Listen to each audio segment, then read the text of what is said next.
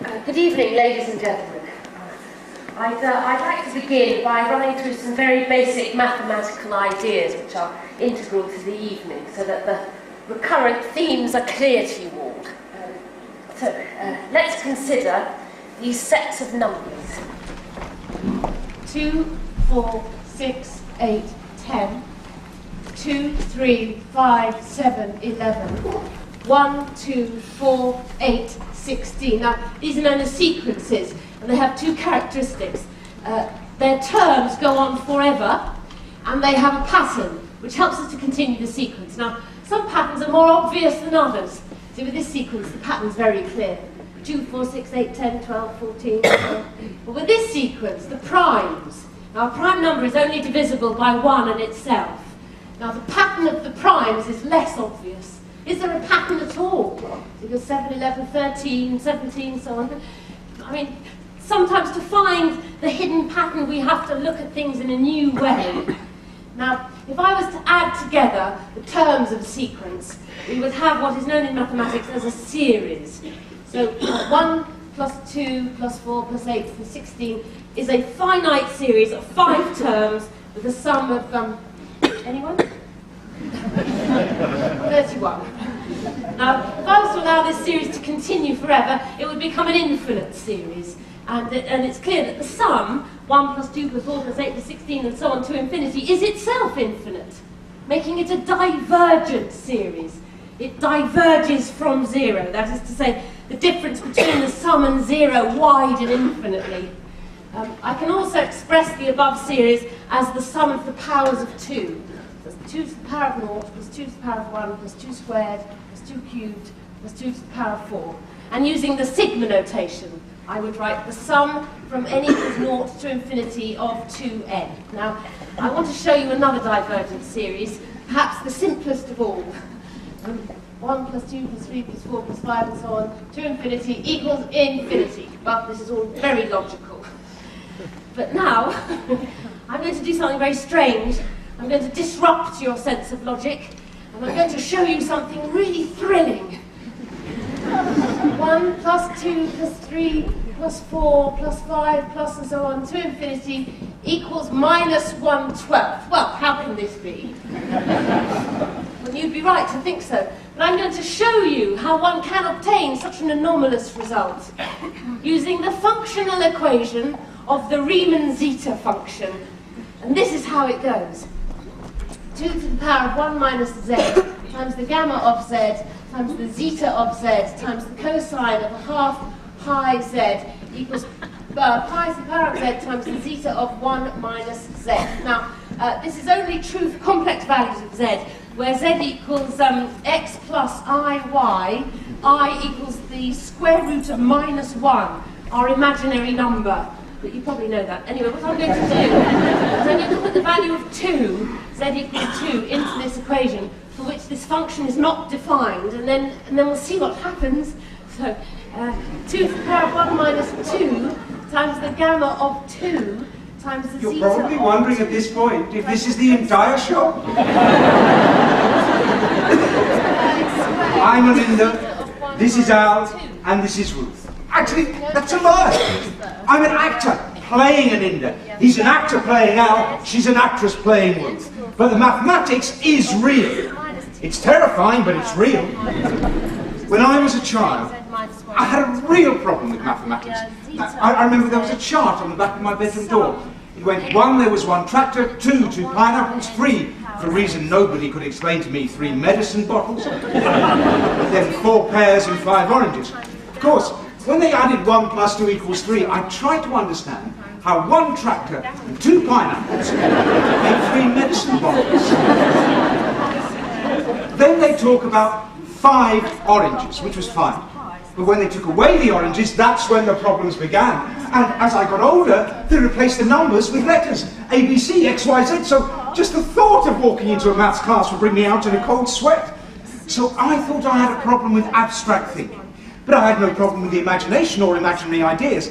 In the school playground, I pretend to be the headmaster of my primary school, a man called Mr. Stoddard. I'd do this. Oh, the children would laugh, which was fine. But of course, I wasn't really Mr. Stoddard. I was pretending to be Mr. Stoddard. But I still have a proper understanding that this is real. In fact, you could say that this is the only real thing here. And just to prove to you that we're in the imaginary world of the theatre, I can take her glasses. I'm sorry, would you mind? Could I have your glasses, please? Thank you. Completely useless. His phone, for example. Hello, Mum. No. No, Mum, no ringtone.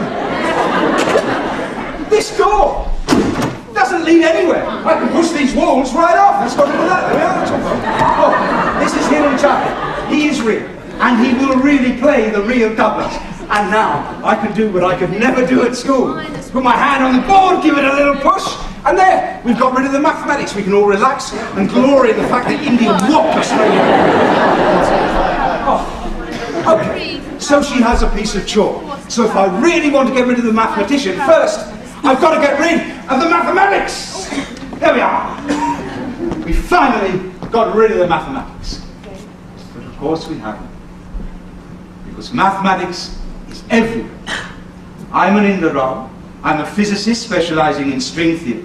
For those of you who do not have a working knowledge of string theory, I will quote Spike Milligan. String is a very important thing. Rope is thicker, but string is quicker.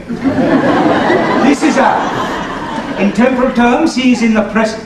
Ruth was in the past, and I'm giving a lecture in Sam about a year ago. Now, they say that mathematics is not a spectator sport. So please, everyone, I want you to think of a number. Do not tell anyone. This is your own, personal, secret number. And unless you are like Daniel Temmert and can remember pi to 35,000 decimal places, please choose a simple number. Eh? So now everyone has thought of a number. Now I want you to double it, times it by 2. Yes, everybody has done that? Now I want you to add 14 to that. How are we getting on now? Okay. Somebody out there already with their head in their hands. Obviously choosing a negative number has repercussions, you know. So, you thought of a number, you double it, you add 14 to it. Now I want to divide the whole thing in 2. Divide it in half. And finally, I want you to take away your original number. And you're left thinking of a new number. And what I love about the theatre is that we're all of us able to imagine the same thing at the same time, just as now. We are all of us imagining the number 7. I'm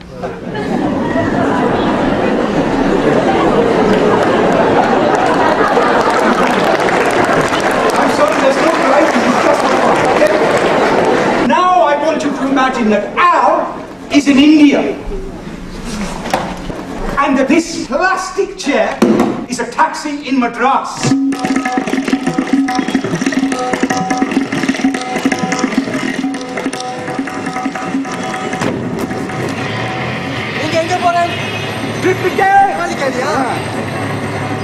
Jesus! Fuck! Right! First I will take him to his house. Yeah! Then we will go to the Covary, the river where he spent the last month of his life. Great! I'd also like to go to the library to see his notebook. Yes, you shall. So are you telling me your wife came to India before, but this is your first time, is that right? We went to Bombay once when I was 5. How do you enjoy? It's a little overwhelming. Oh, one thing, huh? Yeah. Only drink the bottled water, eh? Yeah, okay. We are here. This is the street on which Srinivasa Ramanujan lived. This is the temple at the end of his street. This tower of... Po.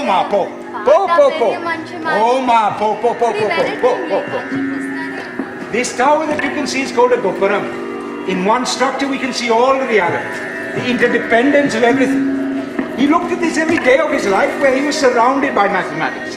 Because on his doorstep would have been a column. Column is a rice pattern based on strict mathematical structures. But this is his house? Yes. From this very house in 1913, he wrote his first letter to G.H. Hardy when he was just 24 years old. Dear Sir, I beg to introduce myself to you as a clerk in the accounts department of the Port Trust Office at Madras. Please do not think me mad if I state that 1 plus 2 plus 3 plus 4 and so on to infinity is equal to minus 1/12. This has not happened to Al yet, but it will happen at some point in the future. Now I want to go forward into the past. And now we can see it unfolding. We can see how Ramanujan arrived at this result. Okay, so minus 1/12. So we have 1. Now 2 to the power of minus 1 is a half. 3 to the power of minus 1 is a third. 1 over a quarter, 1 over a fifth, and so on to infinity equals minus 1/12. So then 1. Now a half into 1 is 2. A third into 1 is 3. Quarter into 1 is 4. Fifth into 1 is 5, and so on to infinity equals minus 1/12. Well, clearly this result is anomalous, but as G.H. Hardy said in A Mathematician's Apology, a mathematician, like a painter or a poet, is a maker of patterns. See, and beauty is the first test. Now, if we look at this in a new way, see, a hidden pattern emerges, which connects the two sides of the equation in the most extraordinarily beautiful way. And it's led to one of the most remarkable relationships in the history of mathematics. And tomorrow I'll go further into what that collaboration is about. But for now, thank you very much. Yes. Hey, Yes. you got a minute? Yes. You're not a student, are you? Oh, God, no. My name's Al Cooper. I was at the Business Ethics Conference down the hall. I'm here by mistake. A very careless mistake. You were sitting in the front row yesterday. I hope you weren't too bored. Well, I haven't understood a word you've said, but I found it fascinating. You clearly like what you do. I love what I do. Yeah, I wanted to ask you a question because yesterday you were talking about infinity. Yes. Yeah, and infinity is something that has always frightened me. Oh, well, to a mathematician, infinity is just another mathematical concept. It's no big deal. Oh, it's a big deal for me because it's where I'm going to go when I die. Okay. You seem to be suggesting that there was more than one infinity. Yes, there's an infinity of infinities. Oh, shit. We've got 1 plus 2 plus 3 plus 4 plus 5 and so on in that direction. And then you have minus 1, minus 2, minus 3, minus 4 in that direction. But between 1 and 2, there's an infinity of other continuous numbers, such as 1.1 and 1.2. And between them, there's 1.11 and 1.12, and 1.111 and 1.112. Okay, stop. How can you call that beautiful? I mean, that's horrific. Actually, you should read this book. It would help you see things differently. Actually, go on, have it. Really? Yes, I'm going to be late. Actually, there is one particular number I am in fact interested in. Yes. It's, your phone number. I've never been asked that before. After a lecture, I mean. You're blushing. You're blushing. See where the Riemann zeta function gets you, huh? What was your name again? Al Cooper, mate. I thought you were Indian. I am Indian. Well, I was born in America, but my parents are from India, or from India, but I'm an American. Indian. Cherokee. So that's why we finished lecturing early, because they changed the flight path. I'm going to be on one of those day after tomorrow, so can I have it? We'll see. Tomorrow we go beyond the Riemann zeta function into what Ramanujan did next. I'll be here.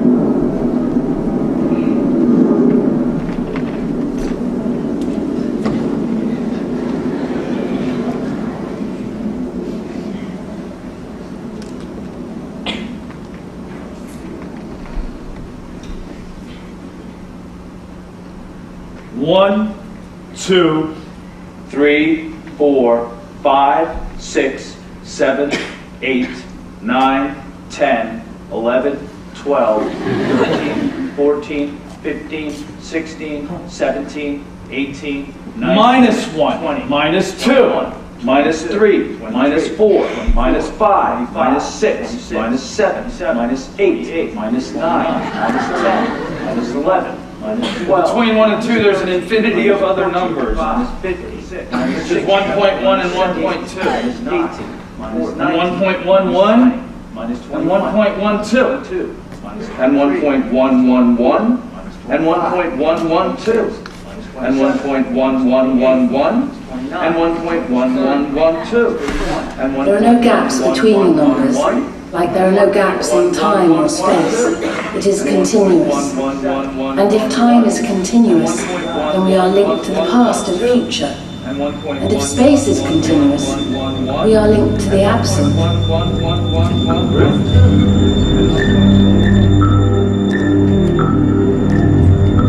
I remember standing on the rail of the boat as it pulled away from India, and my parents were both crying and crying, and India was getting smaller and smaller, and all the lights were getting dimmer and dimmer. They were crying because they knew that they'd never see her again.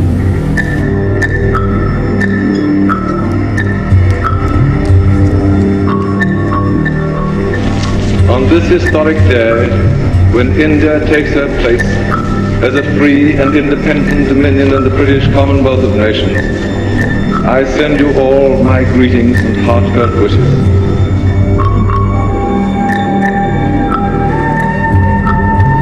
Here is a news flash. The German radio has just announced that Hitler is dead. I repeat that. The German radio has just announced that Hitler is dead. That no such undertaking has been received, and that consequently this country is at war with Germany.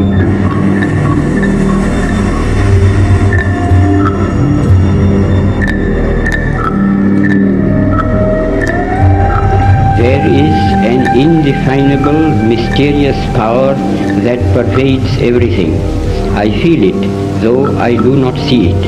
It is this unseen power which makes itself felt and yet defies all proof. I am delighted to welcome to the 1936 Harvard Conference on Arts and Science, Professor G.H. Harding.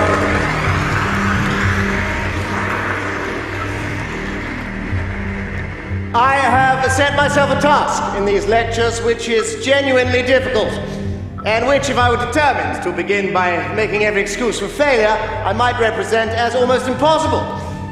I have to form myself, as I have never really formed before, and try to help you to form some sort of reasoned estimate of the most romantic figure in the recent history of mathematics.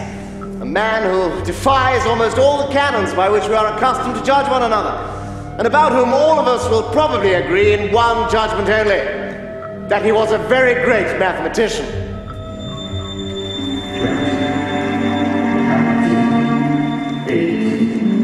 Early on April 26, 1920, he lapsed into unconsciousness. For 2 hours I sat with him, feeding him sips of diluted milk.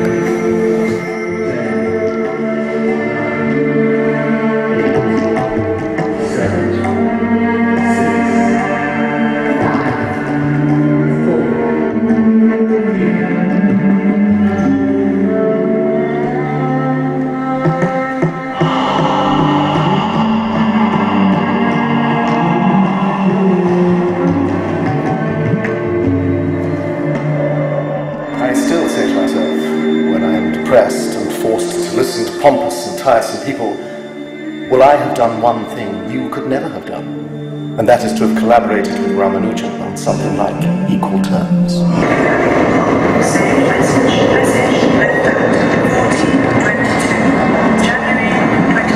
Hello, Al. I'm not coming home when I said I would. Don't worry. I'm on a train from Chennai to Coca-Cola. I'll call you when I get there. It's wonderful. Bye.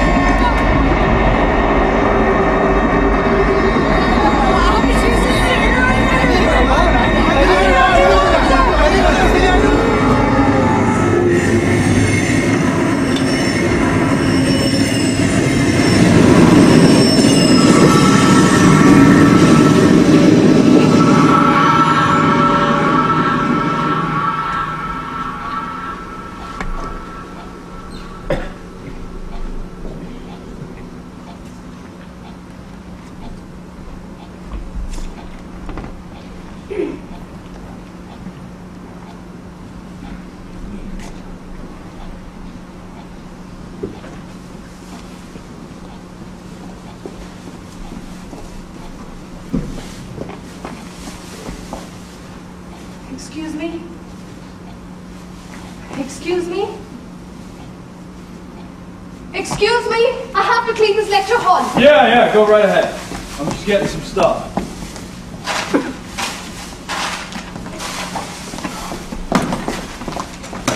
Hey, could you leave that, please? Are you a lecturer? No, my wife's the lecturer. I'm just getting her stuff. Well, this lecture hall will be closed in 15 minutes. Okay, I got a plane to catch. I'll be out by then. And that's infinity for -1.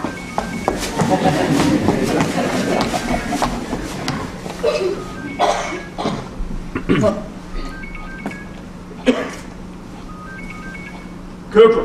Mr. Cooper. Yeah? Yes, hello there, Mr. Cooper. This is Miss Barbara Jones calling from BT. How are you today? I'm fine, thank you. Oh, wonderful. I understand you left a message with us, Mr. Cooper. Tell me, how can I help? I have a telephone number. Right. It's in someone else's name. Okay. I want to keep the telephone number, transfer it to my name. Right, okay. And are you the account holder? No, I'm not. Okay, well, Mr. Cooper, BT is obviously one of the best customer services available. What we can do for you, Mr. Cooper, is we can offer you a brand new package, a special 10% off for our existing customers. We can also send round an engineer at your convenience. Tell me, how does that sound for you, Mr. Cooper? That's very kind of you, Barbara, but I don't want a brand new package. What I would like to have is to have the same phone number with a different name. Okay, I tell you what we can do, Mr. Cooper. If you'd like to give me your account details, I'll input them into the system and we can see where we can go from there, okay? Yeah, okay. Wonderful. If you'd like to start by giving me your telephone number. 027-291-1729. 027-291. 0207. 027, that's a London number. Yes, that is correct, Mr. Cooper. It is a London number. Yeah, where are you calling from? I am calling from BT headquarters. I know that, but where is that? Bombay, Bangalore? No, Mr. Cooper, headquarters is in headquarters, okay? Wonderful. 0207. 027-291-172. 027-291. 291. Okay, you got the 291 part, right? Yes, I do, Mr. Cooper. Okay, here come the last 4. 1, 7, 2, 9. Wonderful. Thank you very much, Mr. Cooper. We are through to the second stage of security. If I could take your mother's maiden name, please. Yeah, that's Vasani. Oh, dear, Mr. Cooper, that is not the correct answer. Oh, God, of course not. You have my wife's mother's maiden name, which is Van Oostrum. Yes, sorry, Van who? Yeah, I'll spell it for you. Okay. You ready? I am always ready, Mr. Cooper. V-A-N-O. Just for one moment, Mr. Cooper. I will have to put you on hold, okay? No. No, one moment, Mr. Cooper. Oh,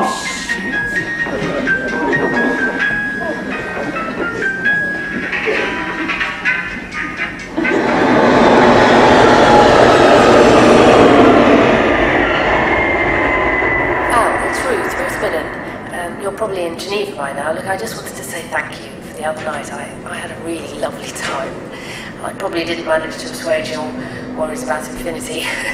But let's have a very successful trip and do call any time next time you're in London.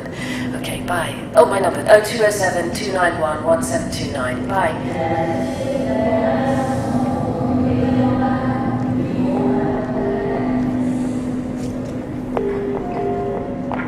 7291-1729. it's not quite a palindrome. 72911729 doesn't quite work. Oh, ow. Hey, you said that if I could guess the significance of your phone number, I could take you out on another date. Oh, thank you so much for last night. It was brilliant. Did you have a good time? Because I had a great time. Thank you for calling, because I wanted to say sorry if I went on and on about India. I was a little drunk, and if there was any reticence on my part... Yeah, no, don't worry about that. But I was wondering about your phone number. Does it have anything to do with pie? What, the numerical kind, not the edible kind. Because yesterday you kept going on and on about that Indian mathematician guy who you said had a special recipe for pie? Ramanujan, and you're not even close. Oh, God, okay, I give up. Why is your phone number so significant? Well, I want to know more about why you haven't been back to India. Well, I have been back. Once when I was 5. That's not an answer. Well, it's tell you more if you go on another date with me. I'll go on another date with you if you guess the significance of my telephone number. Oh God, Ruth, I have no idea why your phone number is so special. Except for the fact that it belongs to you. God, Ruth, I have no idea why your telephone number is so special. Except for the fact that it belongs to you. Have you read that book? Mr. Cooper, can I take your telephone number again, please? Hello, what? I'm afraid there has been a computer system failure, Mr. Cooper. Can I take your telephone number again, please? 007-291-1729. Or 207-291? 1729. 1729. Hello? Barbara?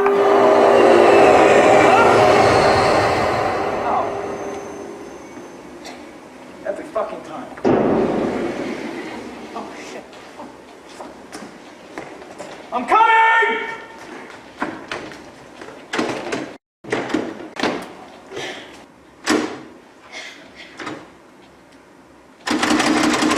Oh. Hello? Ma'am? Come on. Hello? Is anybody out there?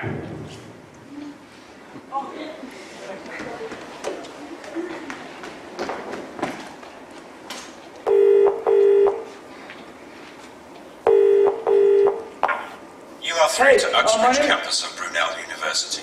We are now closed. Office hours are 9 a.m. until 5 p.m.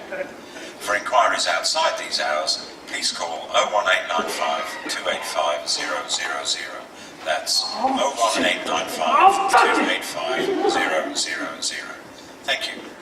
Hey, my name is Al Cooper. Ruth Minnan is my wife. I am stuck in lecture hall number 2. I'd be really grateful if someone could just come down here, get someone to let me out. Thank you.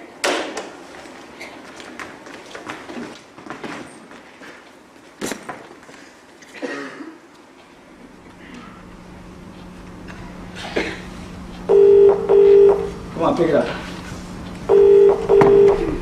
Oh, brilliant. That's so cool. David, thank God, how are you? Great.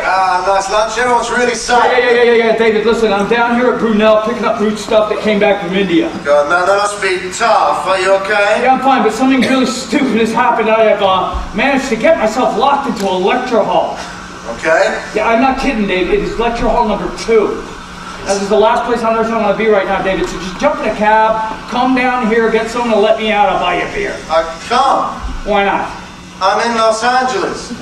Fuck! You know this, Al. You said be here early, so we'll be prepped when you arrive for breakfast. Yeah. Okay, calm down. If I don't make it there on time, you walk into that room real calm, okay? You look them in the eye, you tell them that their money is safe, we're going to put all their capital into oil futures, we're going to shut down the call centers, they have chump change, we don't need them. Fucking hate those things anyway. Come on, Al, you know they're not going to take that from me. You really need to be here, man. Yeah, I know. Just call someone. Well, this is a new phone. I have no numbers in it. Okay. Look, you're going to have to help me, David, okay? You will not leave me in this room all night! Whoa, don't panic, I'll get you out of there. I'll call the police or something. Hang on, I've got it. I still have the numbers of the guys in Ruth's department from when we had your stag do. I'll mobilize the geeks. Perfect. It's gonna be alright, Al. Just sit tight, try not to brood, okay? Read a book. I don't have any books. All that's a suitcase full of Ruth's math books. And no fucking way I'm opening Al, you've got to try and chill. This might take a while, but the cavalry are coming. Alright. I'm on it. Hey, David, check this out. Weirdest freaking thing. There's a freaking dead bee in here, Dave. David? Dave?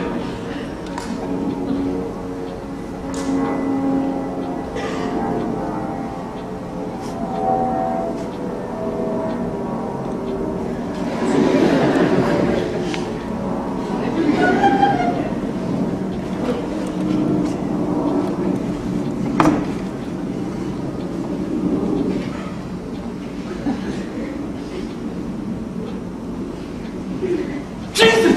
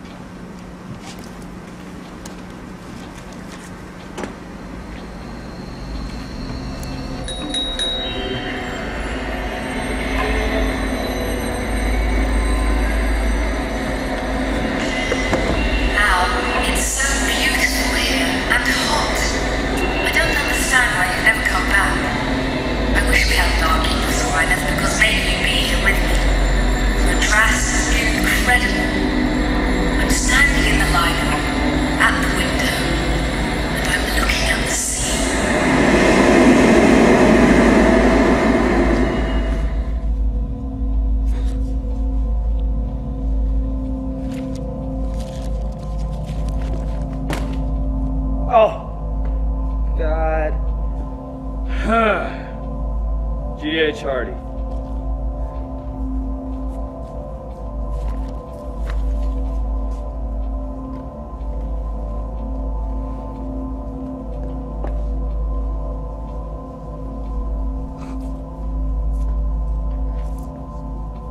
It is a melancholy experience for a professional mathematician to find himself writing about mathematics.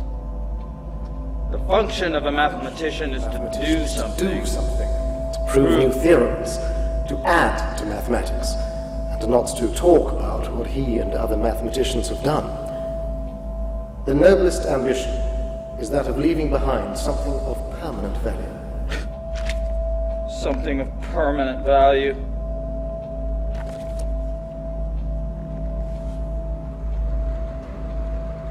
A mathematician, like a painter or a poet, is a maker of patterns.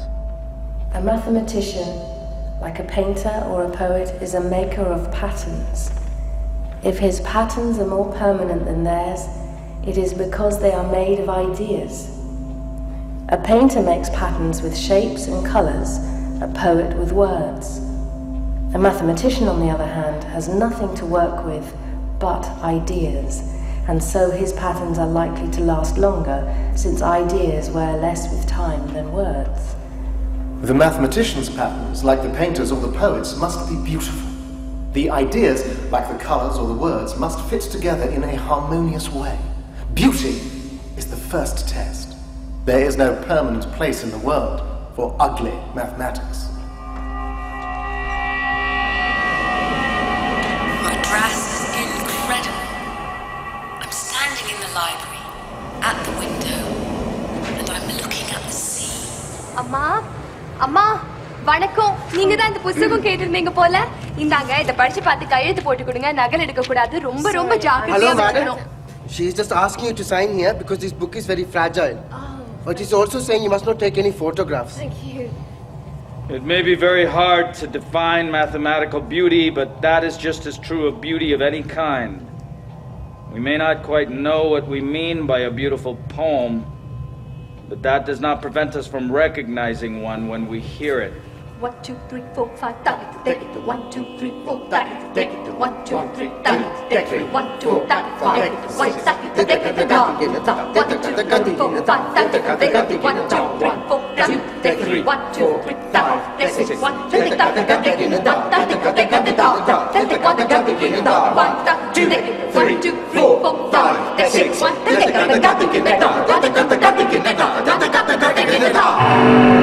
We may not know quite what we mean by a beautiful poem, but that does not prevent us from recognizing one when we hear it.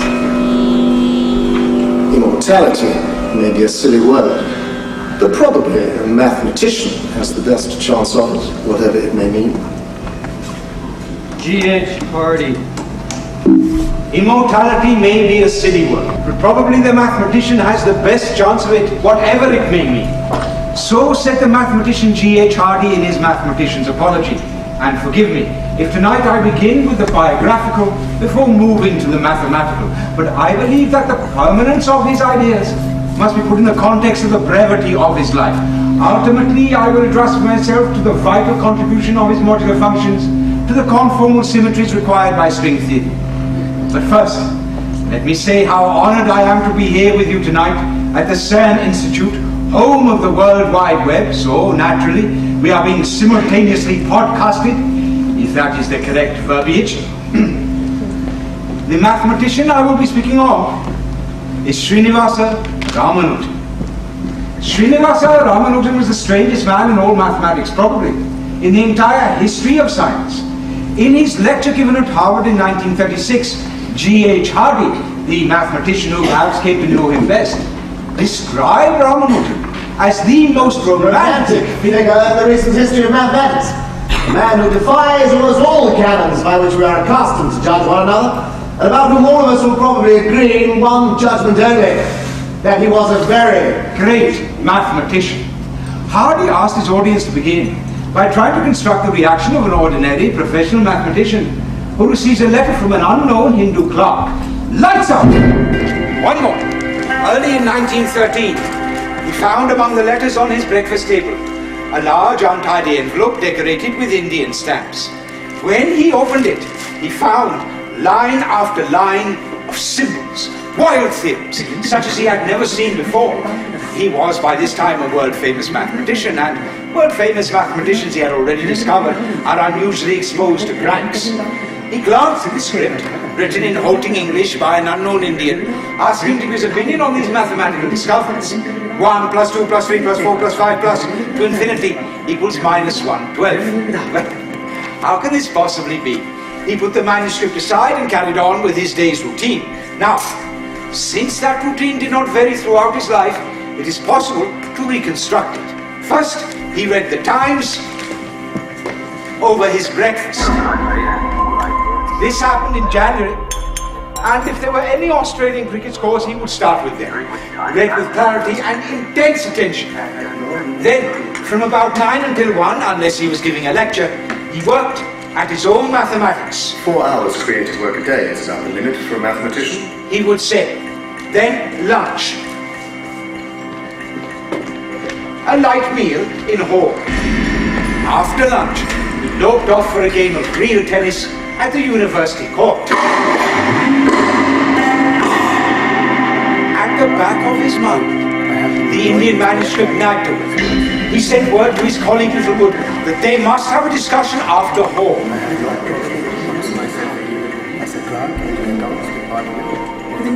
Wild theorems such as he'd never seen before nor imagined. A question was forming itself in his mind.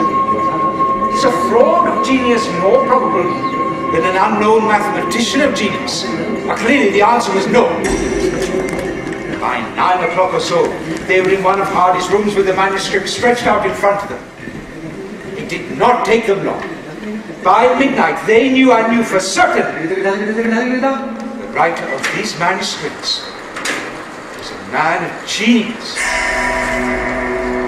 Dear sir, I beg to introduce myself to you as a clerk in the accounts department of the Port Trust office at Madras on a salary of only £20 per annum. I am now about 53 years of age. I have had no university education, but I have undergone the ordinary school course. After leaving school, I have been employing the spare time at my disposal to work at mathematics, and am striking out a new path for myself. I have made a special investigation of divergent series in general, and the results I get are termed by the local mathematicians as startling. The following day, Hardy went into action. His friend Bertrand Russell reported having found Hardy in a state of wild excitement because he believed he had discovered a second Newton. Hardy began to draft a reply. Dear Mr. Ramanujh, I was exceedingly interested by your letter and by the theorems which you state.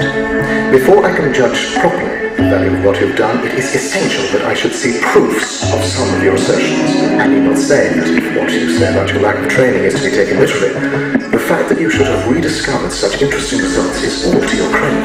Dear sir, I am much gratified in perusing your letter. I have found in you a friend who views my labours sympathetically. What I want at this stage is for eminent professors like you to recognize that there is some worth in me. I am already a half-starving man. It has been suggested to me that your unwillingness to give proofs may be due to apprehensions as to the use I might make of your results. Let me put the matter quite plainly. I am a little pained to see what you have written. I am not in the least apprehensive of my method being utilized by others. On the contrary, my method has been in my possession for the last 8 years, and I have not found anyone to appreciate the method. No, how? I'm not coming home when I said I would. No, how? Worry, I'm not coming home.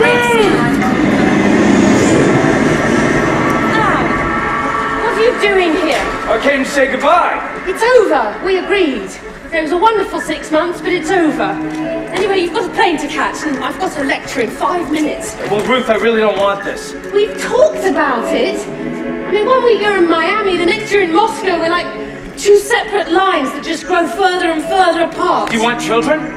We're not together anymore. Do you want children? You said it was impossible. Well, I made a huge mistake! Okay? Do Do you want children? I'm 40 years old. I'm 41. Look, yesterday you said the noblest ambition was to leave behind something of permanent value. No, that was G.H. Hardy. And he was talking about mathematics. Well, I'm talking about children. Mathematical creativity. Pro-creativity. And I bet you haven't even read it yet, have you? No, I haven't read it. He was a strange and extraordinary man. You're a strange and extraordinary woman, do you? Do you want children? Oh, hello. Yes, no, come in. Come in, this is the lecture hall, yes. Come in. Please, come in, everybody. Sit down. Oh, no, Al, please, you sit down. You want children? I was going to talk about divergent series, but actually I want to talk about convergent series. You want children? I don't want to talk about things that grow apart, I want to talk about things that come together. Children? And, a particularly beautiful convergent series of this nature is 1 plus a half plus a quarter plus an eighth plus a 16th and so on, which in infinity sums to 2. I hope that answers your question, Mr. Cooper. 1 plus a half plus a quarter plus an eighth plus a 16th.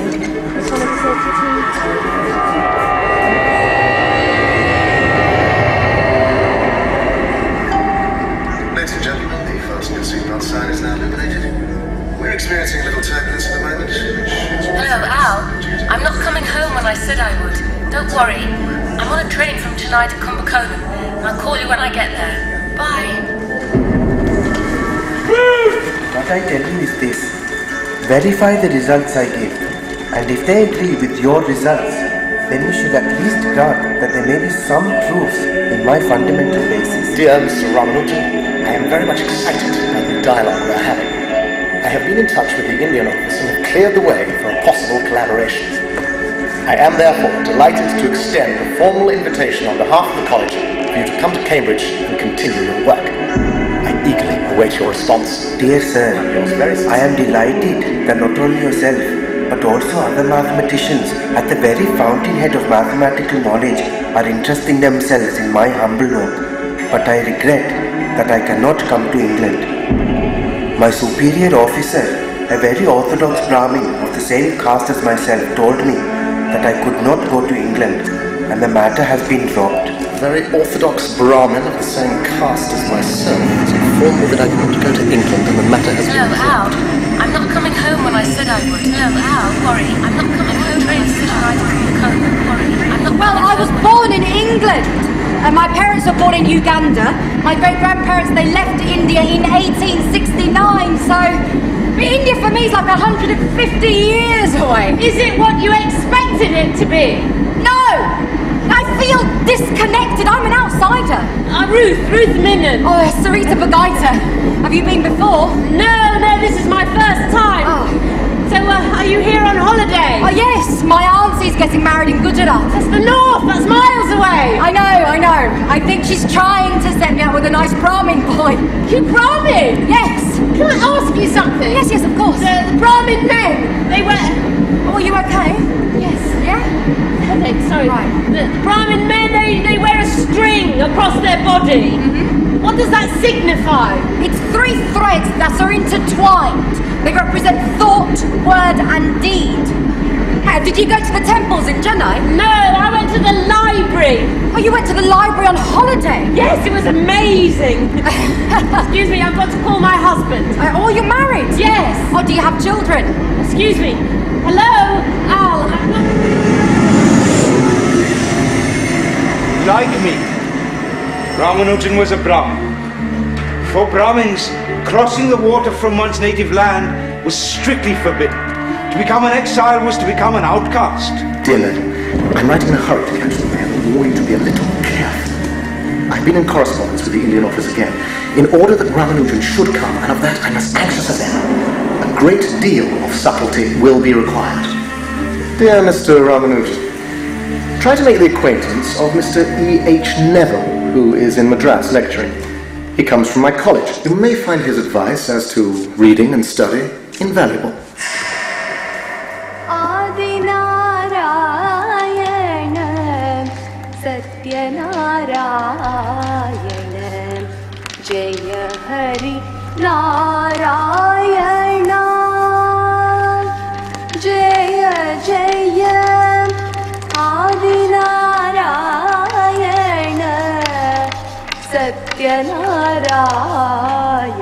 Namaskaram, sir.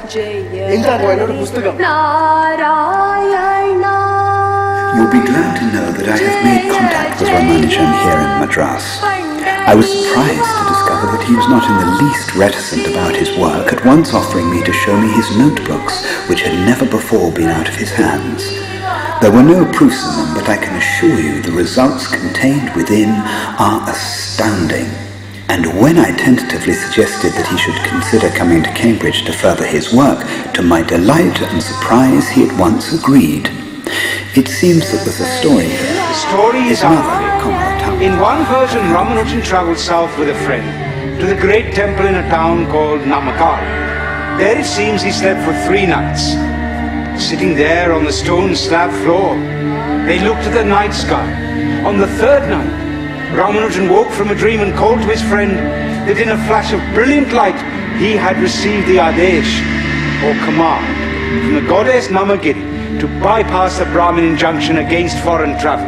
I went to Mr. Neville of your college, who very kindly spoke to me and cleared my doubts that I need not care for my expenses, that my English will do, that I am not asked to go to England to appear for any examination, and that I can remain a vegetarian there. What really made him change his mind? Was it a dream in a temple? Or was it his mother's vision of him in Cambridge? Maybe we shall never know. But I believe it was the mathematics that lured him. He also pointed out to me the benefits I derive from coming into contact with modern mathematicians and modern ways of thinking.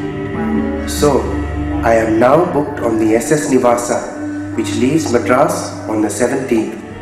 Yours very sincerely, S. Ramanujan. At about 10 o'clock in the morning of March the 17th, the SS Navasa slipped slowly away from the dock.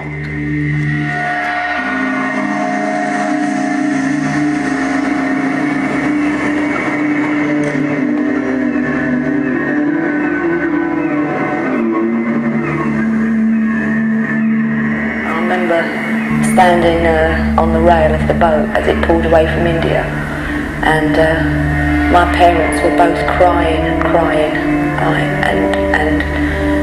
and India was getting smaller and smaller, and all the lights were getting dimmer and dimmer, and they were crying because they knew that they'd never see her again. Madras is at the latitude of 13 degrees north, a prime number. The ship travels south to the latitude of 7 degrees north, also a prime number.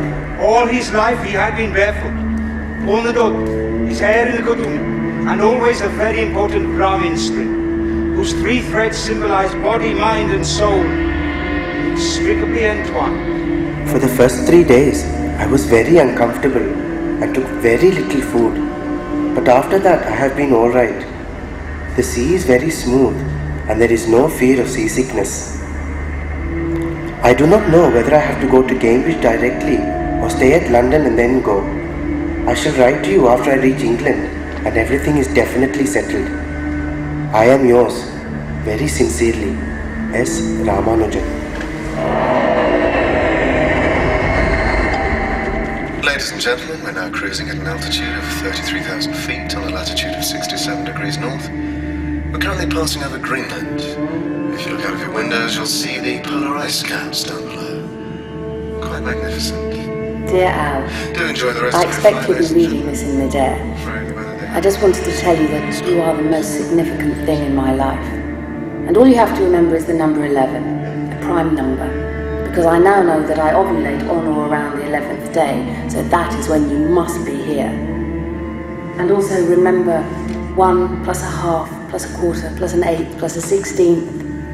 And we will get to 2 in the end. I love you, Ruth. On the 14th of April, 112 days before the start of the First World War, Ramanujan finally arrived at Cambridge. Mr. Ramanujan!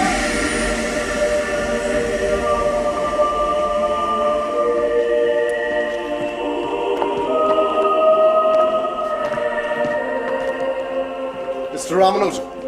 Professor Hardy? Yes. I am so pleased finally to meet you. Now his dhoti, His hair in the kudumi and his bare feet were to be exchanged for suit, shoes, and cropped hair.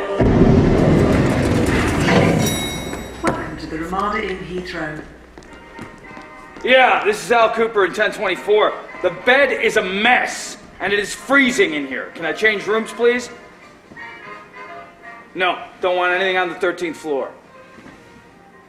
Well, then can someone come up here and fix this, please? Thank you. While you're here, why not take a day trip to one of the picturesque towns in the region? Windsor, Bath, Oxford and Cambridge are all within easy reach. You can book a day trip with our dedicated travel advisor. Just press the red button on your remote control for further information. Cambridge lies approximately 50 miles north-northeast of London. In 1209, a group of students from Oxford established a university there. Trinity College was founded by Henry VIII in 1546 and is the largest of the Cambridge and Oxford colleges. We only knew that his name was Ramanujan, and even this was pronounced wrongly. We didn't often see him, but when we did, we noticed him. His squat, solitary figure as he waddled across Great Court, his feet in slippers, as he was quite unable to wear shoes. My dear Krishna Rao, please excuse me for the long delay in writing to you. Till now, I did not feel comfortable, and I would often think, why have I come here? And part of my discomfort is due to the difficulty in getting proper food. I found the cold metal of knives and forks very hard to get used to. Now, I have determined to cook 1 or 2 things myself. I have written to my native place to send some necessary things for it. Hey, Ruthie, it's me. I'm stuck at the frickin' Ramada Inn. The flight got canceled and they put us up here, and I'm wondering what I'm doing here when I could have been home with you. Will you call me when you... honey, I'm gonna have to call you back.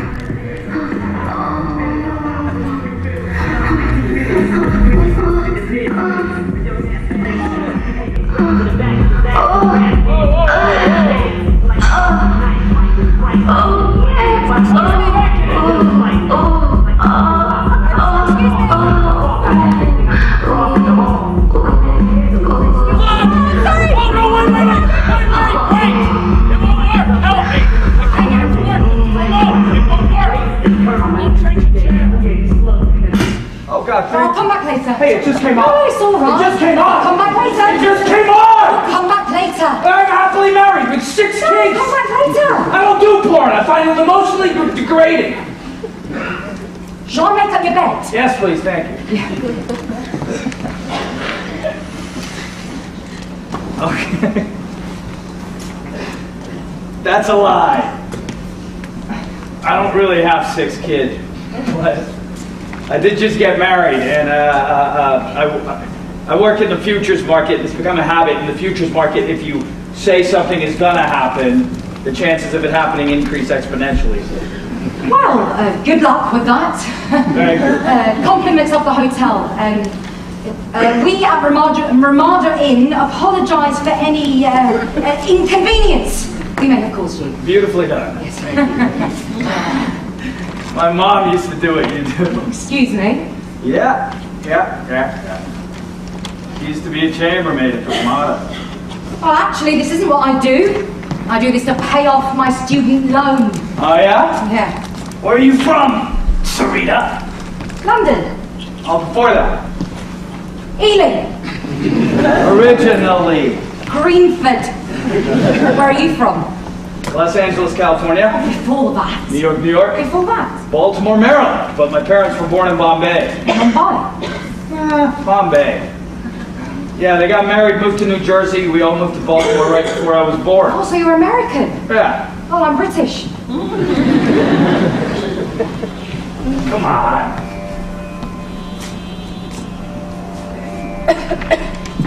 Now, my parents were born in Uganda. They came over in 1972. They were exiled.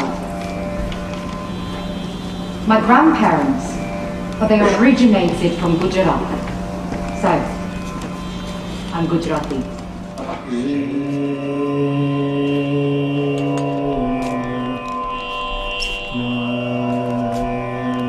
My dear Krishna Rao, this week has been cold with some snowfall.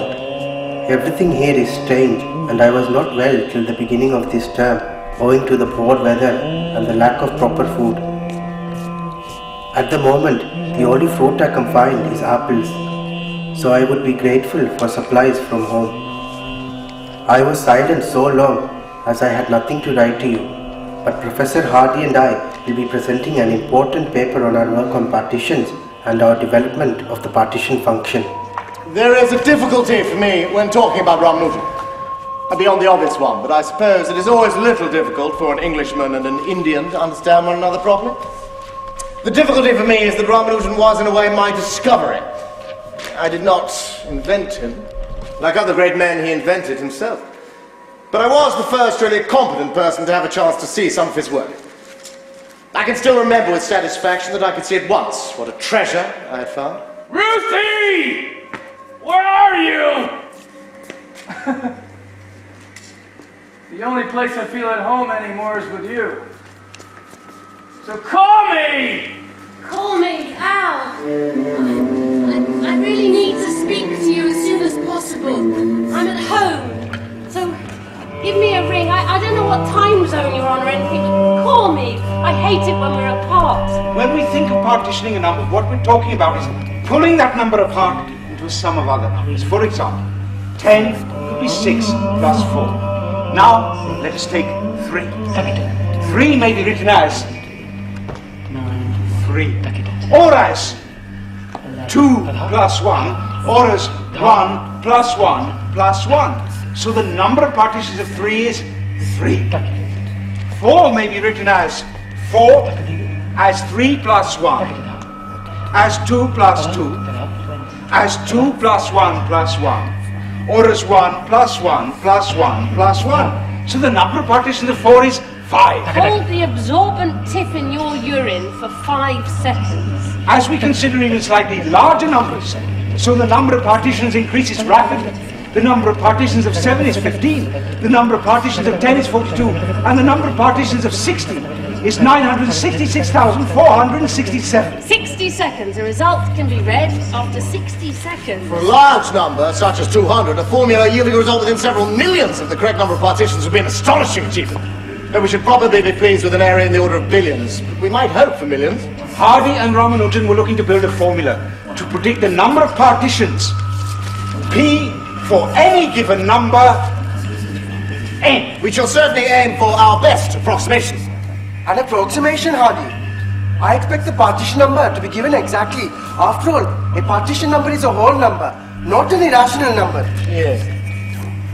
Let's proceed with the circle method, marshalling the continuous integrals of Cauchy's theorem to capture the discrete singularities inside. I believe the result will always be an approximation. Cauchy's theorem lies in the domain of analysis, the area of mathematics that deals with continuous rather than discrete quantities. For instance, 1 and 2 are discrete, separate integers. The infinity of numbers that exist between 1 and 2 are continuous. The number of children that you have is a discrete number. Oh my God! Oh my God! The process of an embryo growing into a baby is continuous. Please, Hardy, let us look at this from a completely different angle. If we take that integral and make the following substitution, Z is equal to t over 2 pi into n minus 1 over 24, which is then equal to t over 2 pi into lambda sub n all squared. Yes. Now that integral becomes 1 over 4 pi I into d dn into I don't see how you came up with that substitution. No, carry on. To try to learn mathematics from the beginning once more would be an absurdity. I was afraid that if I insisted unduly on matters which he found irksome, I might destroy his confidence or break the spell of his inspiration. Hello, Al, I found you. What's 1 plus 1? No, it's not 2 actually, it's 3. 1 plus 1 is 3. Al, I'm pregnant. Hello? Congratulations, Mr. Gopal! This is Miss Barbara Jones calling from BT. How are you today? I'm fine, thank you. Why are you congratulating me? Well, I am calling to say congratulations as we have successfully completed your application for a new telephone number. We can also offer you a new handset, Mr. Cooper. It has just come on the market and is available with free Bluetooth. Tell me, how do you feel, huh? What do you mean, a new telephone number? I told you over and over, I want to have the same number with a different name. Yes, but Mr. Cooper, we have successfully completed your application. Obviously, there has been some kind of a misunderstanding. What do you mean, misunderstanding? There's no misunderstanding. You people just try to sell people shit. That's all you're fucking about! I told you! Yes? 0207-291-1729! Yes. 1729! That number means a lot to me! Yes, okay, Mr. Cooper, there is no need for your distress. I shall go back to the system and see if I can rectify the situation for you, okay? My greatest apologies on behalf of PT. I lost my temper, I'm sorry. No, it is okay. I understand. It is a very important number for you. Yeah. You are waking up on the wrong bedside today, huh, Mr. Cooper? What time is it? It is about 8 o'clock in the morning. Well, it's about 2:30 in the morning here, so you're obviously not in the UK.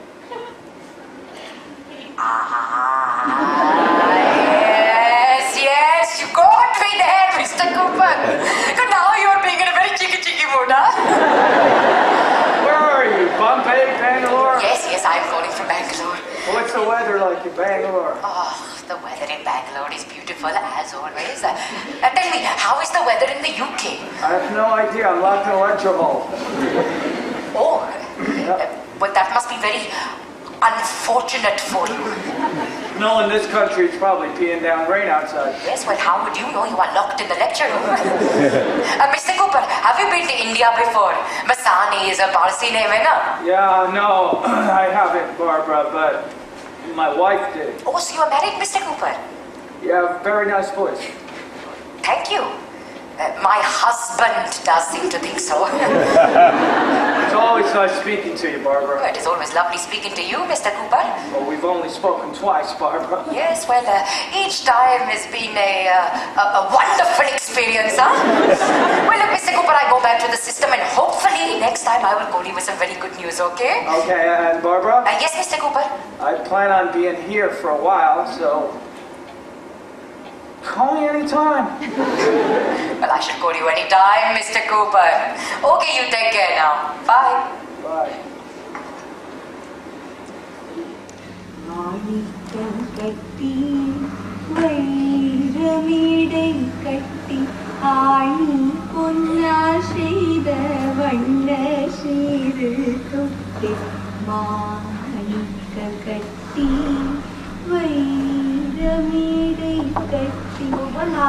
Managing was a very little boy who was asking deep mathematical questions.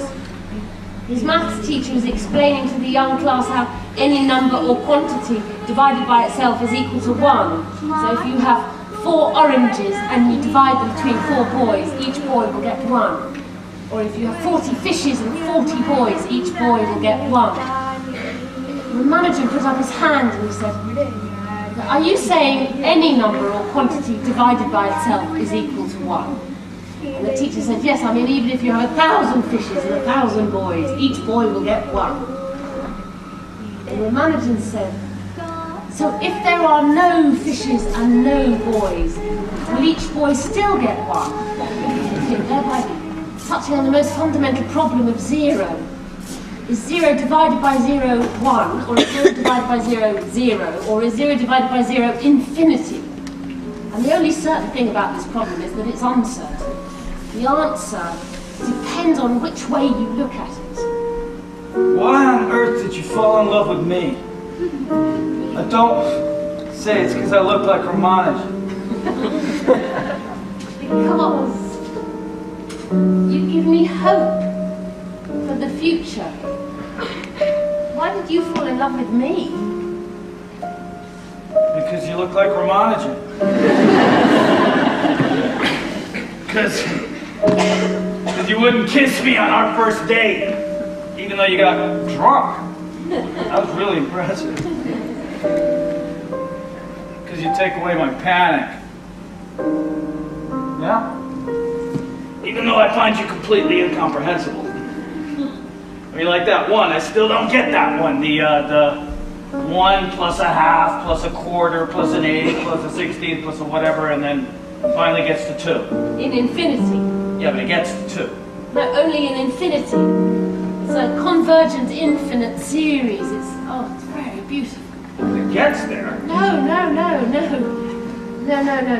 It gets closer and closer and closer and closer and closer, but it never actually gets there.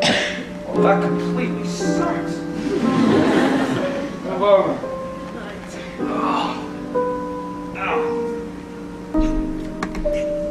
Hey, what was Ramanujan famous for again? Okay, composite numbers, continued fractions, elliptical functions, partition functions. You turn complex variables upside down. Yeah, okay, but what did his math do? It didn't do anything. It's just maths. Patterns. Mathematical patterns, midnight. Yeah, but it's got to do something. I mean, what's his legacy? Ow! Please! I'm tired. Okay. What's the difference between a pregnant woman and a terrorist? You can negotiate with a terrorist.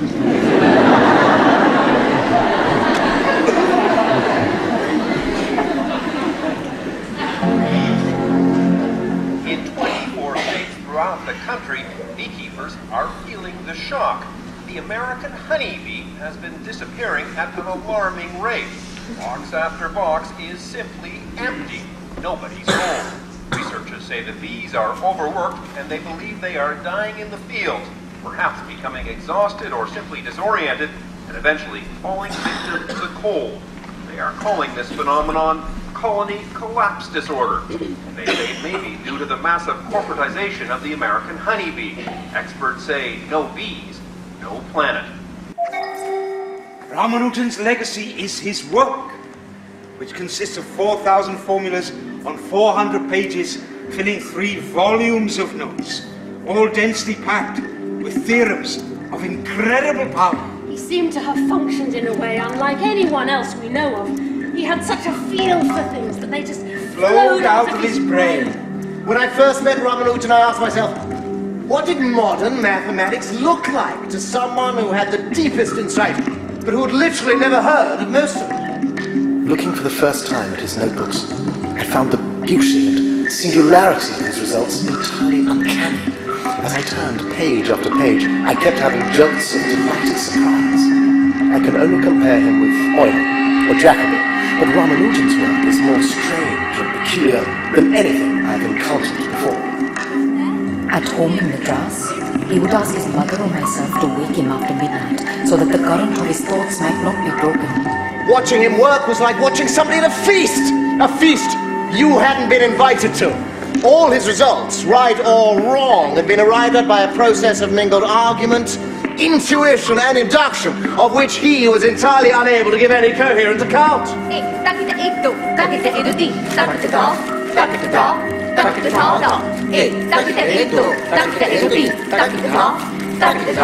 But the picture I want to present to you is not that of a wanderer from the East or an inspired idiot, but of a man in whose society one could take pleasure, drink tea, discuss politics or mathematics.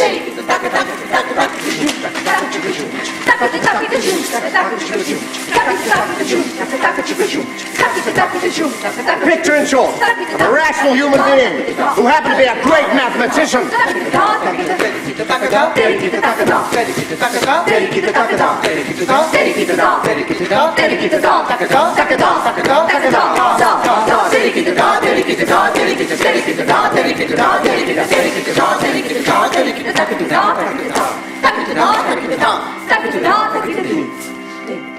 As you know, the partitions for 200 is 3 million, 972 million, 999,000 million, 29,388. You are very right, Hardy.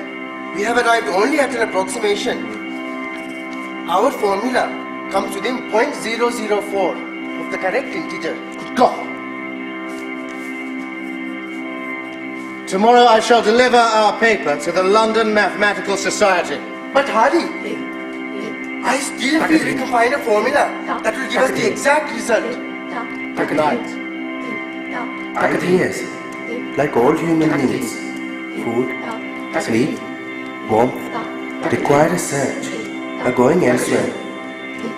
In our imaginations, we leave the immediately present, the center of the circle, and when we do so, we begin to count.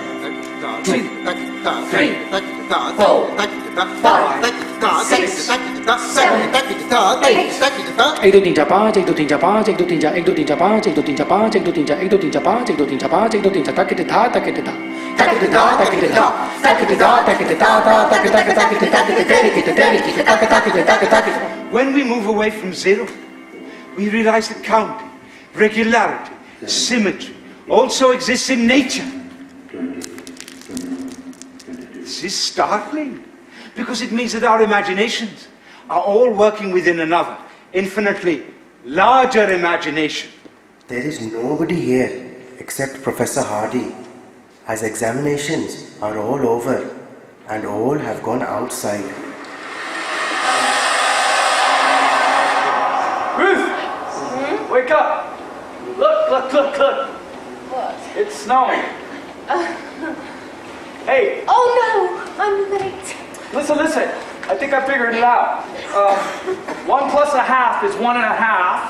Yes. Plus a quarter is 1 3/4. Right. Plus an eighth is 1 7/8. Yes. Plus a 16th is 1 15/16. Plus a 32. No, you say 1 over 32. I'm just going to the bathroom. Plus a 32 is 1 31/32. Plus 64th is 1 63/64.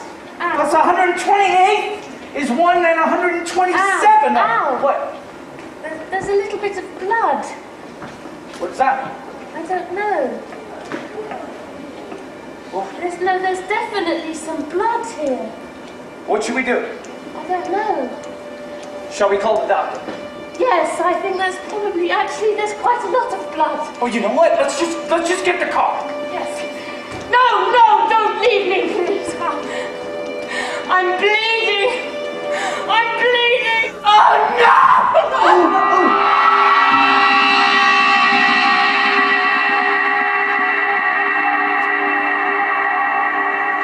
We still have one more question to consider. We still have to ask whether mathematics does harm. It would be paradoxical to suggest that mathematics of any sort does much harm in times of peace. So we are driven to the consideration of the effects of mathematics on war. At Cambridge, we are in darkness. It's a new Cambridge with 1,700 men in statute pupillary instead of 3,600. Medical captains in khaki died in war by candlelight. On August 14th, an ambulance with a great red cross on its side bore the first wounded patient to Trinity, and what is now officially the first Eastern General Hospital. Sadly, yesterday that patient died from his wounds. In biology, decomposition is the reduction of a formerly living organism into simpler forms of matter, such as phosphate of calcium or calcium carbonate, chalk. In mathematics, decomposition operates similarly by the reduction of a number to the multiplicative product of its primes.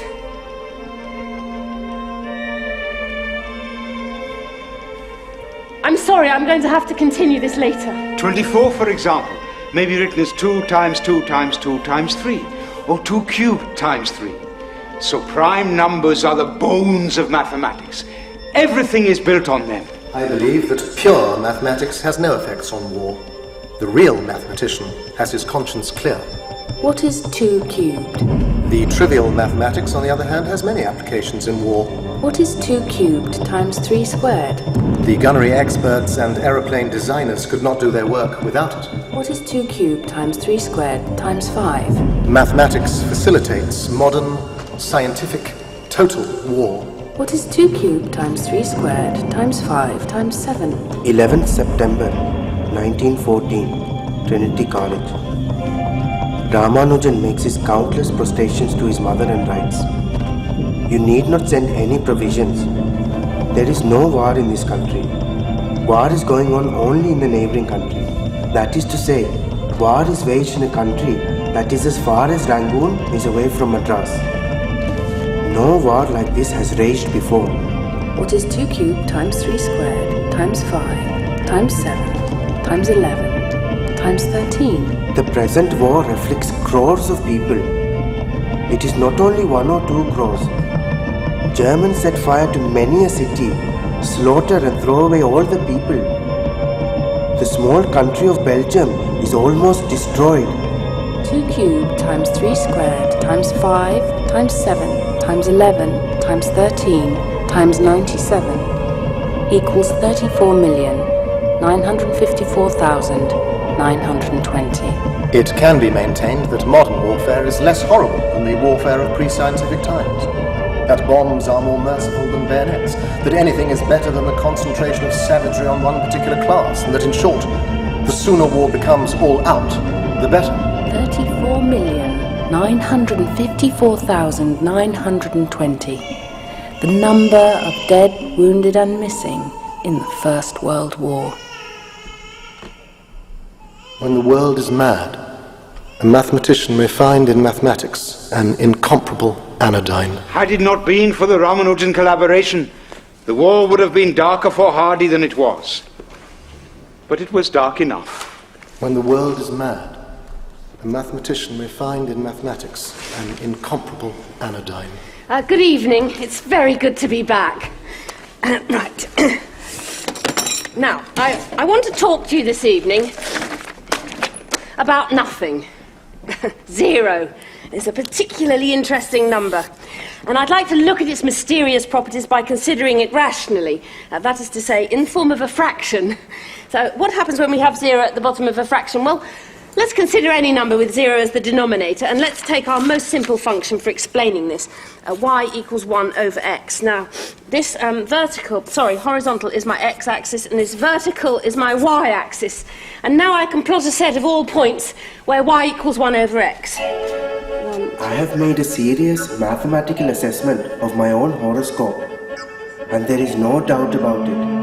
I will die before I reach the age of 33. We are now approaching the difficult and most tragic part of Ramanujan's career, and we must try to understand what we can of the atmosphere surrounding him. You can see what's happening as x gets larger, y becomes smaller, and we create what is called an asymptote. They have an asymptotic relationship. Hey, Ruth, it's me. I just came out of the passport office to pick up your passport, and of course I can't do that. What was I thinking? My fault, must be out of my mind. Anyway, listen, check this out. They put me in a room for an hour and a half, and they wanted to know why an American, and specifically I think a brown American, wanted to pick up a British passport. It was pretty unpleasant. Anyway, it's over, and it's ready for you to pick it up, okay? So go and get it. Don't forget. I love you. Bye. My dear Krishna Rao, unless I remain here for 2 years more, I cannot do all I have to do. I find myself working for 30 hours non-stop, and then I sleep for 20. So what was interesting to Ramanujan and to me is what happens when we have an infinitesimally small value for x. Now, as well as in the future, I am not in need of anything, as I have gained a perfect control over my taste, and can live on mere rice with a little salt and lemon juice for an infinite amount of time. You will be sorry to hear that Mr. Ramanujan has fallen ill, and we are very much alarmed by him. He is a Brahmin and a strict vegetarian. This, in a cold climate, is a terrible difficulty. We discovered that he is not writing to his people, nor hearing from them. He is very reserved about it. Hey, Ruthie, it's me. I just got back from Hong Kong, and I'm trying to make some sense of that list you left me on the kitchen table, okay? So, I'm glad you got your passport, but it's a shame you lost it, so I'll look for it. Those books on modular functions you wanted, I found, and I'll put them out. Listen, I'm really worried that you're working so hard and about this India trip. Can we talk? I love you, bye. The disease with which I am most familiar, tuberculosis, is brought on or aggravated by faulty modes of life, which I define as overwork, overplay, overworry. He has been sent to a hospital near Matlock in Derbyshire for a period of recuperation. I have been here a month, and I have not been allowed fire even for a single day. I have been shivering from cold many a time, and I have not been able to take my meals sometimes. If an integer is 1, it is 0 exactly. If I get any more, I will write you again. I wish you were better. Back here, there would be some splendid problems to work at. I don't know if you... The bathrooms are nice and warm. I shall go to the bathroom with pen and paper every day for about an hour and send you 2 or 3 papers very soon. In a week or so, you may perhaps have a complaint against me from the doctor that I am having bath every day. But I assure you beforehand that I am not going to bathe, but to write something. So if x is a half, y becomes 2. If x is a tenth, y becomes 10. If x is a hundredth, y becomes 100. And as x approaches 0, the y value gets very big very quickly. And as x reaches 0, here, our singularity, the y value shoots off right upwards to infinity. Last night, I had a dream. I imagined the zeta function in my own stomach. And when the function reached 0, the singularity shot out an infinite spike. The pain was unbearable. Ruth, this India thing is crazy, okay? It's not that I don't want you to go, I want you to go. It's just that I have a bad feeling about it, so I'm gonna come down to Brunel and we can talk about it, okay? I'll be there in half an hour. I love you, bye. For my own part, I think he may recover completely. I'm nervous of trying to rush him. We still have constant mathematical exchanges, so I am aware that for the time being I'm not an ideal supporter. But there is no doubt that any striking recognition now would be a tremendous thing for him. It would make him feel that he was a success, and that it was worthwhile going on trying. I therefore propose Srinivasa Ramanujan for a fellowship of the college. Master, I have to say this. I'm not having a black man a fellow of Trinity. I think it would be highly inappropriate to reject a fellow of the Royal Society. Could you talk a little about your doubts over his lack of the use of proof? Well, that was a dirty trick. Apparently some of his methods are quite unorthodox. Nobody knows how he's arrived at his conclusion. It's actually a rumor that he tried to top himself. Like all Indians, he is fatalistic. It is terribly hard to get him to take care of himself. Everyone is frightened of the continual illness and solitude affecting his mind. He has now left the hospital near Matlock and gone to London to rest. I shall be visiting him there shortly, and have no doubt I shall find him something.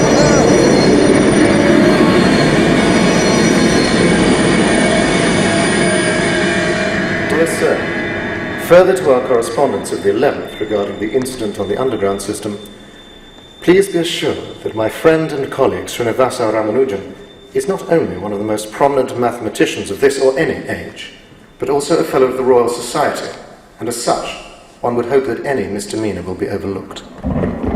You should be in no Here they are. Oh, you're brilliant. Why do you have to go to India now? Huh? Look, it's not that I don't want you to go. I want you to go. It's just that I don't think you're well enough yet, and I'm worried about you. Well, why don't you come with me? Come with me. No, but I can't go with you. I have to close this deal. Why do you have to go to India now? You don't have to go now. I am 43 years old, okay? Any mathematician of note has done their best work by the time they're 30. I'm not a participant anymore. I'm a spectator. Well, write something. I don't want to write anything. I want to be inspired. What does math give you that I can't? A sense of reality, which is reassuring. Reality? Ruthie, this is real, okay? Bag, real. Box, real. Table, real. I'm real. The baby was real. The baby was real to me, too. I know. I don't know where that came from. I'm sorry. Look, I understand. No, you don't understand. I do understand. Okay, what's the significance of my telephone number? What? 0207 291 1729. 1729! Hardy visited him as he lay recuperating in hospital in Putney. Hardy, always inept at introducing a conversation, said, probably without a greeting, and certainly as his first remark, The number of my taxicab was 1729. Seems to be a rather dull number. I do hope it's not an unfavorable omen. No, Hardy. 1729 is a very interesting number. It is the smallest number expressible as the sum of 2 cubes in 2 different ways. That was the exchange as Hardy recorded it. And it must be substantially accurate. He was the most honest of men, and besides, who could possibly have invented it? 0207 291 1729. 1729! You see, you don't understand, because you haven't even read this fucking book yet!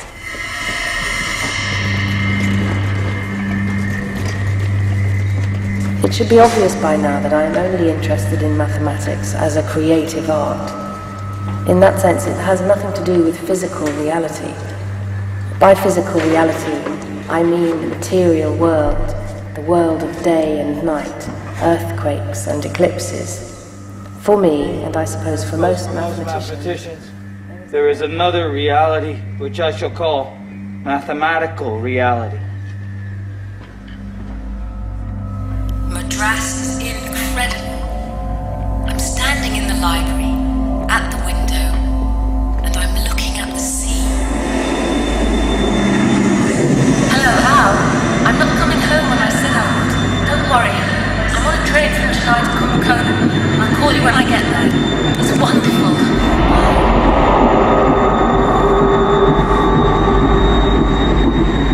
Hello? Mr. Al Cooper. Look, you don't know me. My name is Sarita Bagaita. I'm calling from India. I'm somewhere between Chennai and Kumbakonam.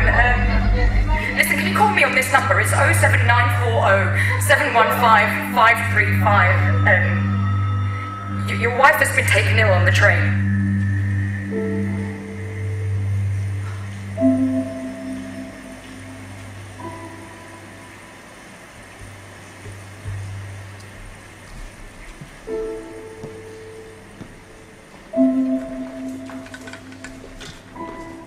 There is some of his work about which some mystery still remains, and here I must admit that I am to blame. Before he returned to India, I saw Ramanujan almost every day. I could have cleared up most of the obscurity by a bit of cross-examination. I am sorry about this now, but it does not really matter very much. It was entirely natural. In the first place, I did not know that Ramanujan was going to die. But he was going to die. But he was going to die. But he was going to die. To die.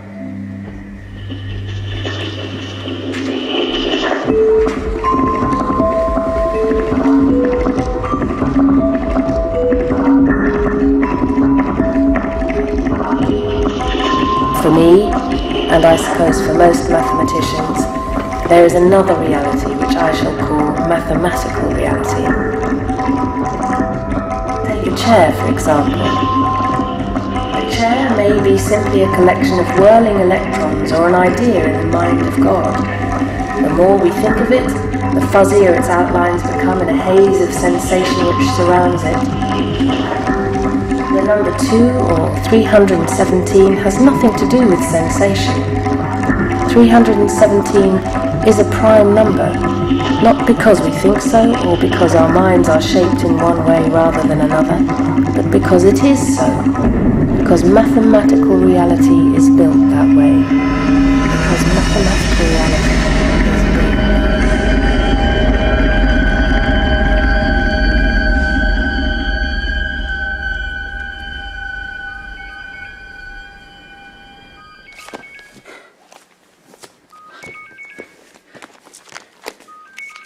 Cooper. Al, you should not be picking up, you should be in the air. Where the hell are you? No, listen, it doesn't matter. Listen!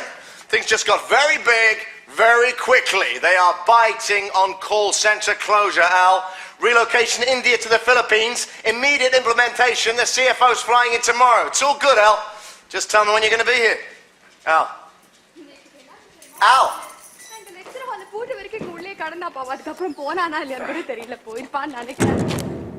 என்ன பண்றீங்க இங்க நேத்துக்கெல்லாம் வந்து சொல்றீங்க உங்களுக்கு புரியல ஒரு தடவை சொன்னா புரியாதா ஐயோ sorry what are you still doing here Good morning.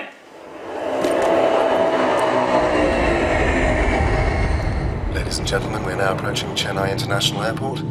The fasten your seatbelt sign is now illuminated, so please return to your seats and keep your seatbelts fastened for landing. We'll try to get you down gently. Are you okay? I had a rough night. Anindra. Al Cooper. You don't live in India? No, never have. My parents left India before I was born. And what do you do? I work in hedge funds in the futures market. And you? Oh, I'm a physicist. Oh yeah? Where do you live? India, Switzerland, and London. Oh God, we are everywhere, huh? Do you know that 48% of the software industry in America is run by Indians? I predict that by 2050, India is going to be the second largest economy on Earth. Forget about China. That's a good thing. Absolutely. The opening of the free market economy in '91 was the moment India finally broke free from its colonial past.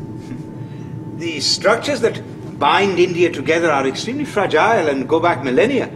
If we take them apart at our peril. Oh, come on, Dr. Rao. You're a physicist. You know this, the second law of thermodynamics, right? That there is no construction without destruction. I believe the second law states there's nothing but increasing entropy, but never mind.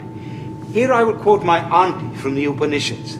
From death to death walks the man who does not see everything as being connected. If we forget our past, we will have no future. Do you really believe that? Do you? 6 months ago, I would have said that was bullshit. And now?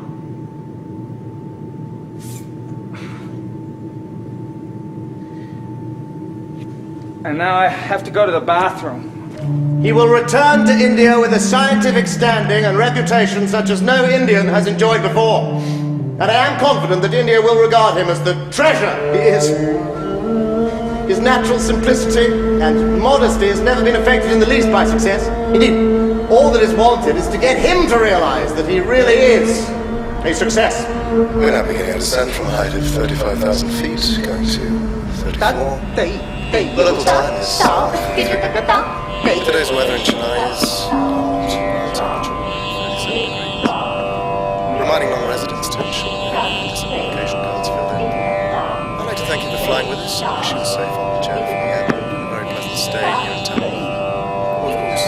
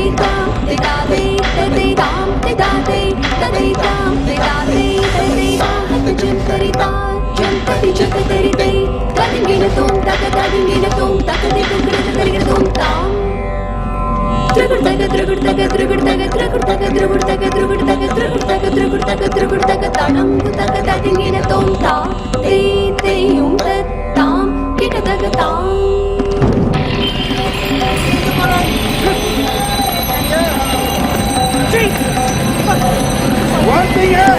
Yeah! Only thing the bottle water, eh? Now you're okay! We are here!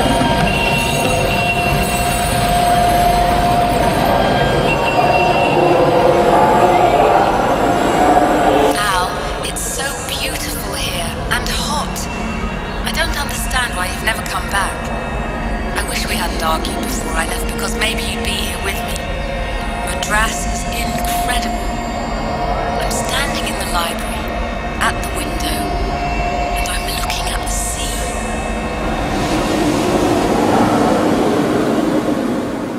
ஐயா வணக்கம். நீங்க தான் இந்த புத்தகம் கேட்டிருந்தீங்க போல. இத படிச்சு பார்த்து கையெழுத்து போட்டு கொடுங்க. நகல் எடுக்க கூடாது. ரொம்ப ரொம்ப ஜாக்கிரதையா வச்சுக்கணும். சொல்லிடுங்க ஐயா. Oh, she's saying because the book we want to look at is so fragile that first you will have to sign for it here. Also say you'll not take any photocopy Xerox like that. Okay. Thank you. நன்றிங்க ஐயா. நன்றிங்க.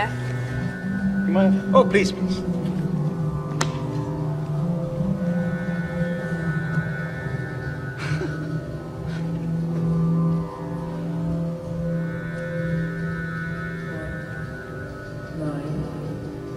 24, 27. It's beautiful. What does this mean? This is what we call a modular function. One only has to observe the physical world for a very short period of time to realize that the laws that govern the very, very large, the stars, the galaxies, the entire cosmos, are completely different from the laws that govern the very, very small. The laws that govern the molecules in a strand of hair, for example. Yeah. Now, the 24 modes of the Ramanujan function correspond to a physical vibration of the string. In order to protect the original conformal symmetry from being destroyed by quantum theory, a number of highly sophisticated mathematical identities must be satisfied. These identities are precisely the identities of the Ramanujan function. And look, you see here the term is raised to the 24th power, eh? Okay, I have no idea what you're talking about, but let me try, okay?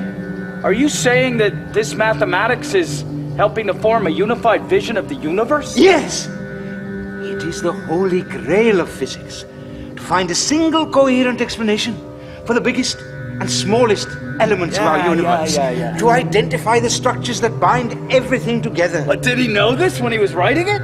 I do not believe so. You see, he wrote this during his illness when he returned to India from England. His body was failing, no doubt, but his mind, created these beautiful, fragile theorems. How did he die? If you really want to know, I will take you to the Govri, the river where he spent the last months of his life. 93, 92,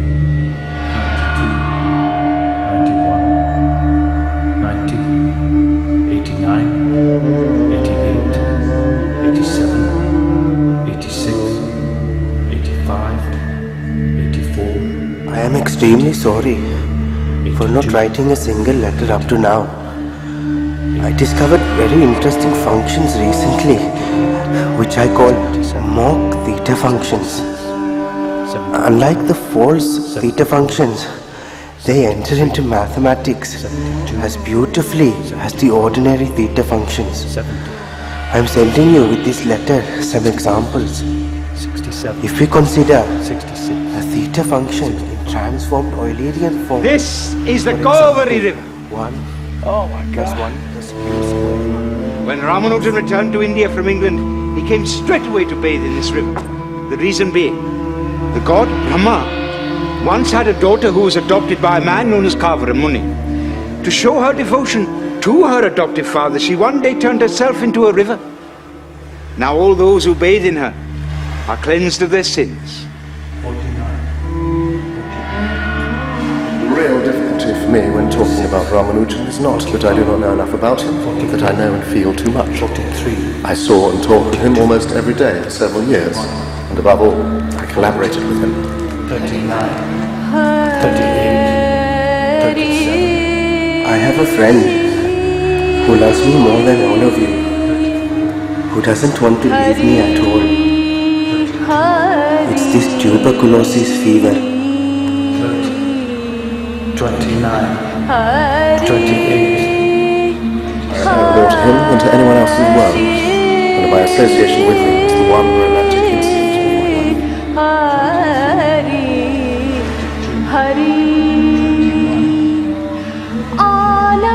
Early on April 26, 1920, he lapsed into unconsciousness.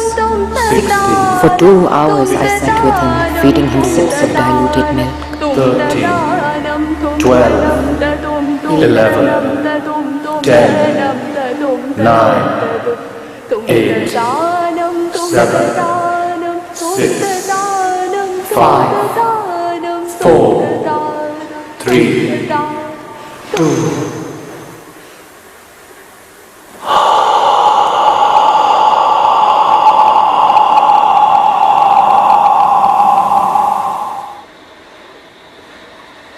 I still say to myself, when I am depressed and forced to listen to pompous and tiresome people, well, I have done one thing you could never have done, and that is to have collaborated with Ramanujan on something like equal terms. How old was he when he died? Well, Ramanujan died just before his 33rd birthday, and his colleague G.H. Hardy died in 1947 at the age of 70, I believe. That must be you, no? Yes. Mr. Cooper, this is Miss Barbara Jones calling from BT. How are you today? I'm fine, Barbara Jones. Oh, wonderful. I have some very good news for you, Mr. Cooper. Yeah? We have finally managed to transfer the number 0207 291 1729 to your name as requested. We got that in the end, huh? Are you pleased, Mr. Cooper?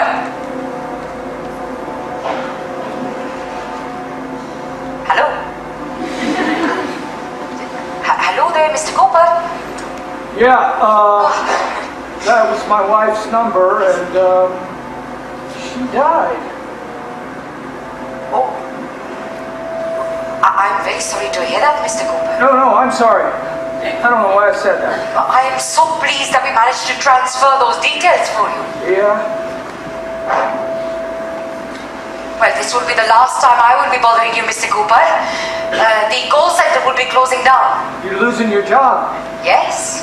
Yes, we are all losing our jobs. Back to London, as they say. Hang on. I'm really sorry about that.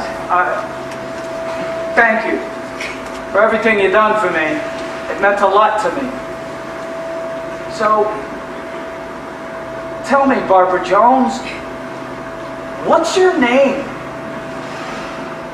Lakshmi. Bye, Lakshmi. Goodbye, Mr. Cooper.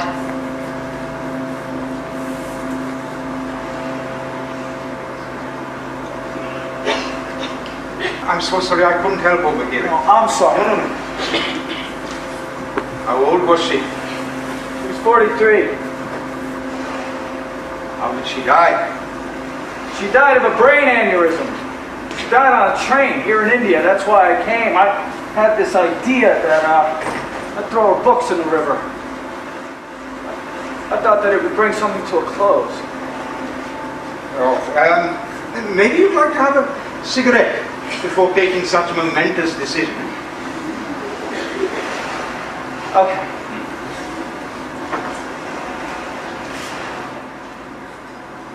Thanks.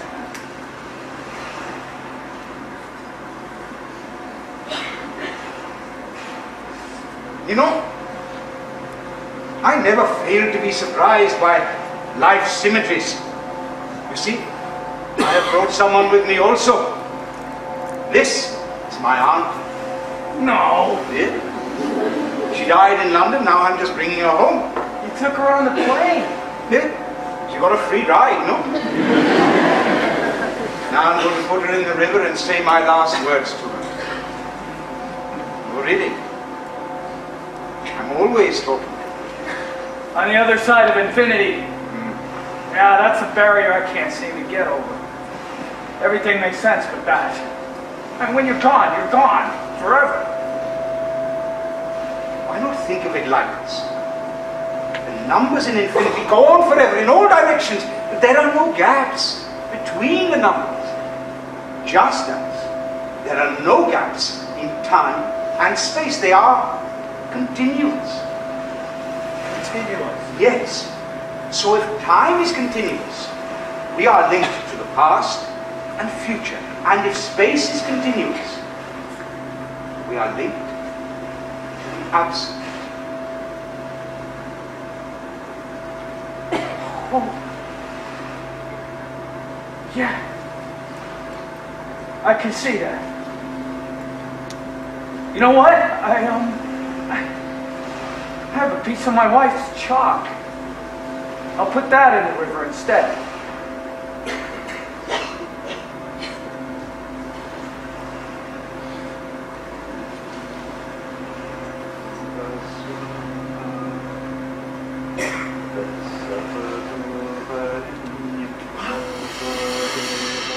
Al, you know that box of mine with all my stuff and inside you found a piece of chalk? Do you know now why it was there? I want to read you this. What reconciles me to my own death, more than anything else, is the image of a place where your bones and mine are buried, thrown, uncovered together. They are strewn there pell-mell. One of your ribs leans against my skull.